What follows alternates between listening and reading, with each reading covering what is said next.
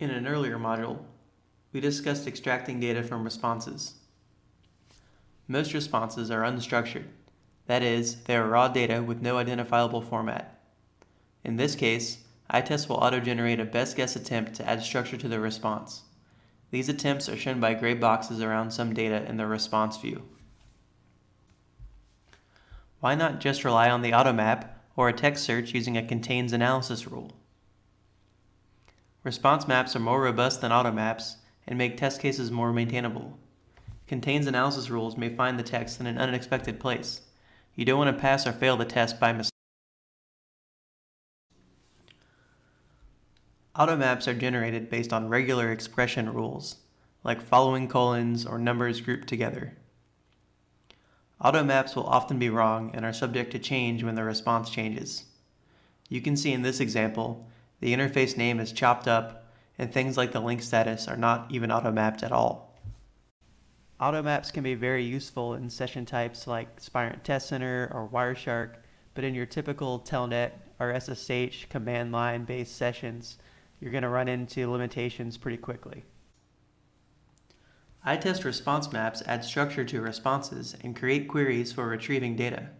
When a response map is applied to a response, blue boxes identify the data items in the response view that match the queries. Queries can be used by analysis rules to reliably select desired data. Response map queries are more robust than automap queries. Small changes to the response are handled by the map and the query will still work. If the response changes drastically, the response map is modular, meaning you only need to edit the response map file once and the fix will work across all test cases. Response map queries are more reliable than searching for text using a contains analysis rule. Queries ensure you get the right data from the expected place. Response maps use one of three mapping technologies for unstructured responses. Table maps map any tabular data in the response. Pattern maps use regular expressions to map unstructured text. Block maps are used to map repeating blocks of unstructured text. Here's an example pattern map. Note that the interesting pieces of data have blue boxes around them, with corresponding queries showing up in the queries view.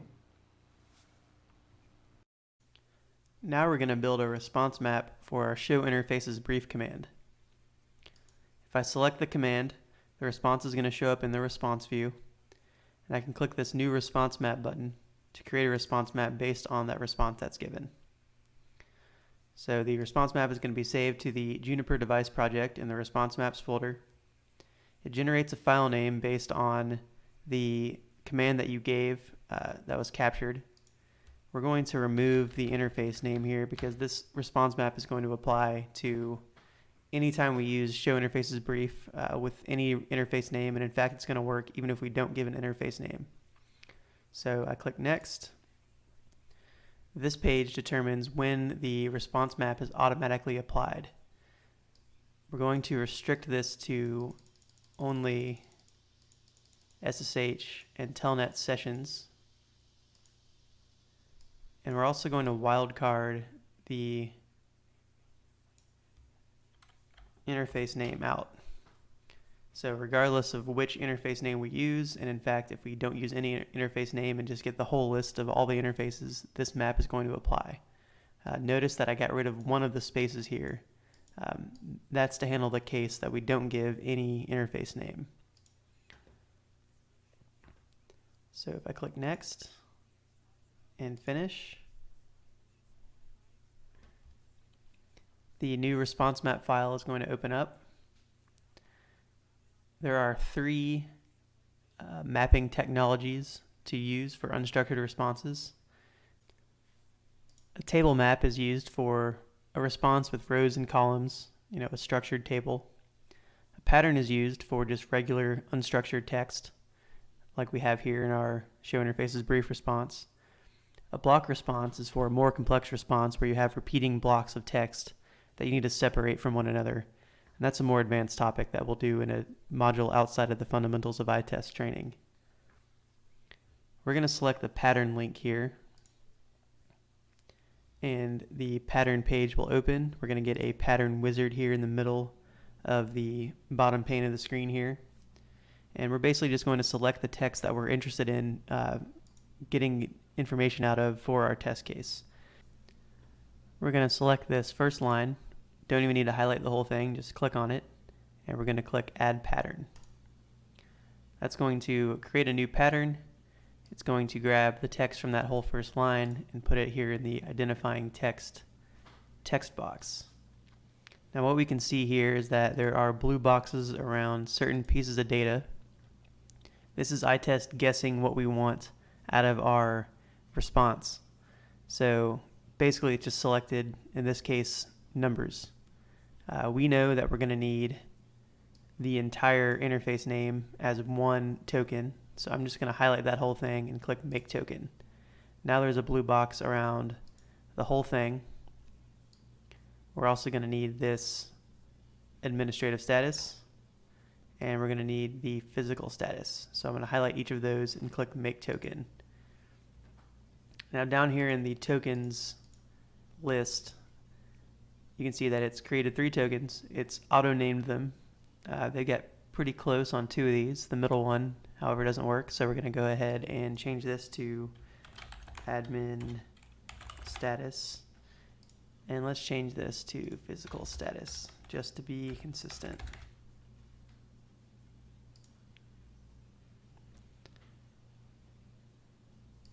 So as we click through these, we can see that they use some automatically generated regular expressions to actually figure out what the text is that we need. So one or more non-white space characters is going to work pretty well for what we need here.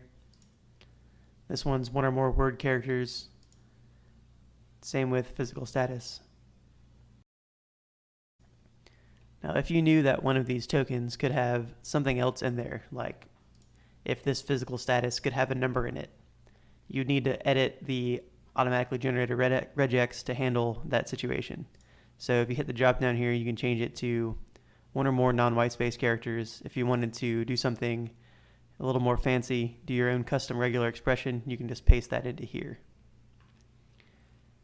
Let's take a look at how the pattern map looks at the anchor text. If I click the Show Anchors checkbox, I can then see each of these. So here we're looking for the text physical interface, colon, and then any amount of white space. Here we're looking for a comma, any amount of white space, and here we're looking for a comma, space, physical link is, and then any amount of white space. So if I knew that this could change from device to device, I could edit this to handle other situations by doing a custom regular expression here. Going to save my response map and go back to my test case, and I should see that there are blue boxes around the tokens that we created in the response map. And if I look at the queries view, I can see that the 3 queries that we created in the response map are being applied to this response as well. So physical interface is going to be the name of the interface, and we have our admin status and physical status as well. These queries are going to be available to our analysis rules to extract the data that we need in order to pass or fail our test case. Let's create a new analysis rule that takes advantage of these queries. I'm going to delete the old analysis rule. Click back on my Show Interfaces Brief command and click the Add Analysis Rule button. So we're still validating something in the response, but now we're going to compare the extracted value to a specified value. That means use a query. If I click Query on the response, I'm going to see all the queries that we created in our response map are now available to me. So if I click Physical Status and click Next, we can then decide what we want the physical status query to say. So we do want it to say up. We can leave that alone. Click Next. We're going to pass the test. If it is up, we're going to generate an execution message, and we're going to say primary interface GE000 is up as expected. going to copy and paste this down here. When the expression is false, meaning the physical status query does not say up, we're going to fail the test and generate an execution message saying that the primary interface is not up. Click next and finish. And we can take a look at our new analysis rule that uses the query. It looks very similar to the other one. The only difference is that instead of a contains extractor here, we're using a query extractor, and we have the text of our query here. We're looking for the value to be up, so the value of the query to be equal to the string up. And if it is up, we're going to pass the test and give this message. If it is not up, we're going to fail the test and give this message. Here's an example of a table map.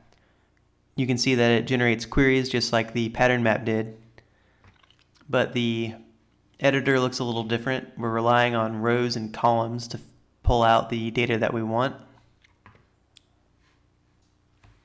So let's take a look at how to create a table map in our test case. If I look at our show chassis firmware step, we can see in the response that we have a table. Let's click new response map. Just like before, it's going to store the new map in the response maps folder of the Juniper device project, and it's going to give us a file name based on the command. There's nothing to edit here because there's no port name or IP address or anything like that. That can change from run to run. So I'll hit next. Here in the applicability page, I'm going to restrict it to the session types that it's going to work with, so SSH and Telnet. And looking at the command, there's nothing to wildcard here, right? It's always going to be that same show chassis firmware. So I'm going to go ahead and click finish. We have our new response map file open, and this time I'm going to click the table link, and I'm going to click this little yellow add button. So now we have the table mapper wizard in our response view. The easiest way to build a table map is to just follow this wizard. So let's go ahead and click next. And the first thing we're going to do is define where the table begins. So there's two options. You can either have banner text, or you can just pick the row that the data starts on. We have banner text, so we're going to pick the line that has banner text and hit set table banner.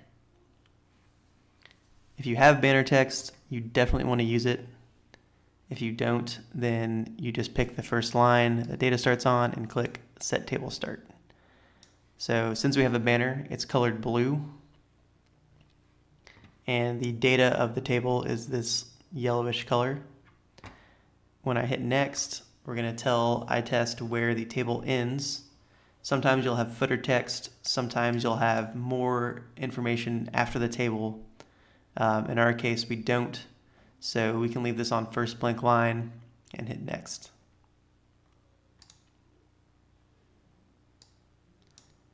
This page asks you if you want to require the table to be there, meaning if this response map is applied to a response and this table does not show up, should you throw an error? I think yes, we're going to need this table to be here whenever we look for show chassis firmware. So I'm going to leave that required checkbox checked. Allow multiple handles a table with a repeating banner. So if you have a very long response, something with a more prompts maybe that you have to page through, some devices will insert the banner multiple times so that you can read it when the response is very long. There's no real reason here to uncheck that, so we'll just leave that checked and hit next. So this page asks how we determine where one column ends and the next one begins. Delimiter character is the preferred option here. You want to be able to have iTest guess where the columns are based on a delimiter character, for example, white space. There's other options here like tabs and colons and things like that, but white space is the most commonly used. So the only time you don't want to use delimiter character column width is when you have white space in your data. If I were to do that, then iTest would create a bunch of columns in between all these words here. So that forces us to do a fixed column width. So I'm going to select column width and hit next. Now we're going to define which columns we have, and we're going to add columns to this list of columns. If you have a really simple table that doesn't have white space in the data, you can use this auto add function and it'll do a pretty good job. However, I know that because I have all this white space in here, it's going to give us like 20 extra columns, so I'm just going to do this manually. So I'm going to do add column. When there's only one column, all the data is in that one column, so we just have one here. If I add another one, I can see this little red line has popped up. So this red line separates the two columns. I'm going to drag this to the very end of the first column. Now I can see how it's grabbing the data. So these part names are going to be the first column, and they're separate from the white space and the rest of the data here. Let's add our second column here. We're going to get another red line, and I'm going to drag this to the end of the second column. All right, so now we have our 3 columns defined. If I click auto name, it's going to do a pretty good job of naming those columns just based on the banner text here. And in my queries view, I can see all of the columns generating their own queries. So if I look at part all, it's going to give me each of those parts. What we're interested in is this version. So if I look at version all, you can see the data that it's going to give us for that query.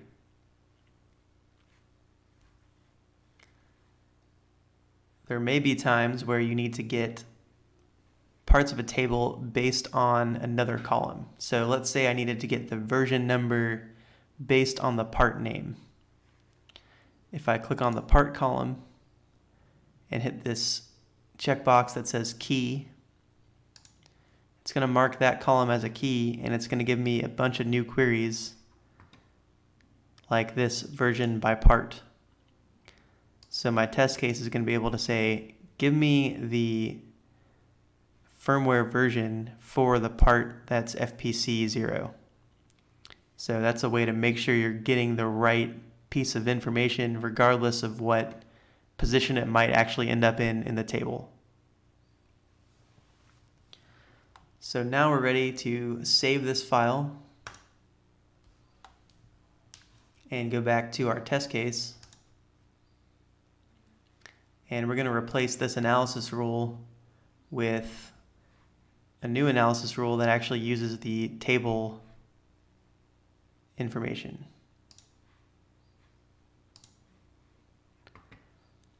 So you can see we have the blue boxes around our data in our response. That's good. That means the response map is being applied correctly. So let's add our new analysis rule. We're still validating something in the response. Again, we're going to do this third option, compare the extracted value to a specified value, and we're going to pick query. So we're looking for version, and we're looking for, really doesn't matter which line we use in this case, right? It's going to be the same firmware for all the parts in our test bed. So we're just going to select the first one. So this is saying, give me the first row of the version query. So I will hit next. And we're actually looking for a substring in this larger string to match the firmware version. So I'm going to do a quick Python expression here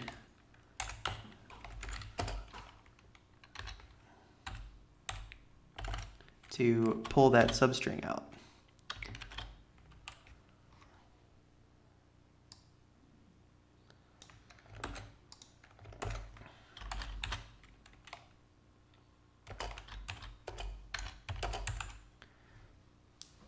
So even if whatever you're doing is not covered by these cases, you can build your own expression here. So any Python expression is valid to just insert here, or tickle if you're using tickle.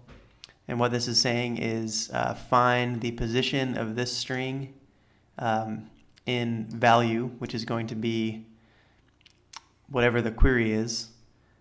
And if it's not -1, meaning that it is in that string, then we'll be able to pass or fail our test based on that.